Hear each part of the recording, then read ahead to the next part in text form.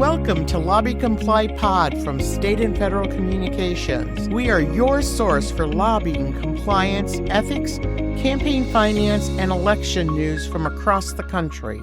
Hello, this is Elizabeth Bartz, President and CEO of State and Federal Communications. Let me transfer you to Joe May, who will introduce this week's podcast. Thank you, Elizabeth. I have with me today Mariah Dick. What are we talking about today, Mariah? As Joe said, my name is Mariah Dick, and I am a compliance manager here at State and Federal Communications. Today, we're going to talk about best practices for lobbying California municipalities. So if I want to lobby a California municipality, do I need to register with the state? No, in California, the state lobbying law does not extend to lobbying activities that are directed at local jurisdictions.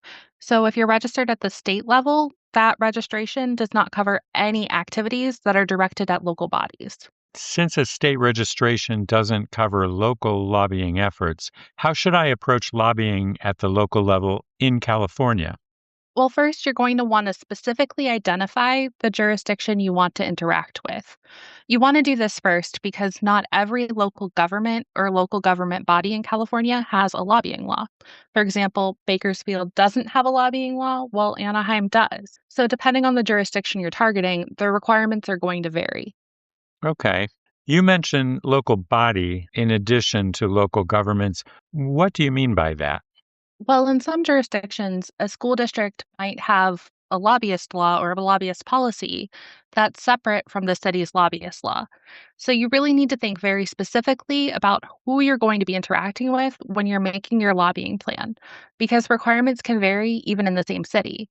So, for example, the city of Los Angeles has a lobbying law, but if you want to lobby someone at the Los Angeles Unified School District, it has its own lobbying requirements and procedures that are distinct from those set out by the city.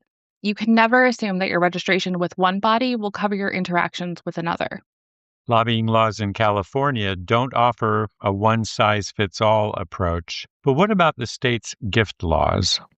So, California state gift laws do apply at the local level. So, if you're going to be making a gift to a local public official or public employee, you absolutely do need to be familiar with the state's gift law.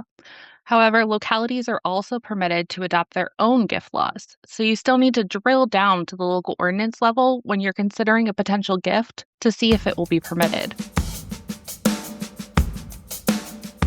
If state gift law applies to local jurisdictions, then why do I still need to check for local gift laws? Because localities can adopt their own gift laws, those gift laws might be stricter than the limits or restrictions imposed by the state. To avoid any potential trouble, you always want to be following the strictest requirement applicable to your facts. For example, though state gift rules govern gifts to local city officials in Los Angeles, the city has a gift ordinance that imposes tougher restrictions. You want to make sure that your gift is permitted both by city and state laws if you're gifting a public official or employee there. Okay. Sounds like there are a lot of different considerations to keep in mind when approaching lobbying at the local level in California. Any suggestions for making it easier? Yes, navigating local California lobbying requirements requires a jurisdiction by jurisdiction analysis. And at State and Federal Communications, we maintain detailed guidance in our online compliance guidebooks, which cover local lobbying ordinances and gift rules across California jurisdictions. If you prefer a more personalized approach, we also offer lobbying compliance consulting services and can work with your organization to ensure you're meeting all applicable local requirements before you engage with public officials. Excellent. Thank you so much for spending some time with us on LobbyComply Pod today, Mariah. Thanks for having me, Joe. Thanks for listening to LobbyComply Pod from State and Federal Communications. For more news, visit lobbycomply.com. To learn more about how we can guide you along the road to compliance, visit stateandfed.com.